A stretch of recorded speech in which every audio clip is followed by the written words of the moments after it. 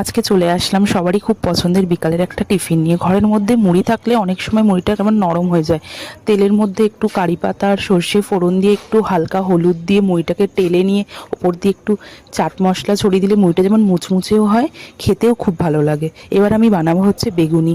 তো বেসন আর চালের গুঁড়ো নিয়ে তার মধ্যে সব রকম ঘরোয়া মশলাগুলো দিয়ে দিলাম। এবার একটু কালো জিরে দেবো, কালো জিরে একটু হাতে ঘষে দিলে ভালো ফ্লেভার আসে। এবার আমি অল্প অল্প করে জল দিয়ে ব্যাটারটা তৈরি করে নেবো। ব্যাটারটা খুব পাতলাও হবে না, খুব ঘনও হবে না, মিডিয়াম হবে। এবার কিছুক্ষণ আমি ঢেকে রেখে দেবো। এবার বেগুনগুলোকে পাতলা পাতলা করে কেটে নেবো। বেগুনগুলোর মধ্যে একটু হালকা করে নুন মাখিয়ে কিছুক্ষণ রেখে দেবো।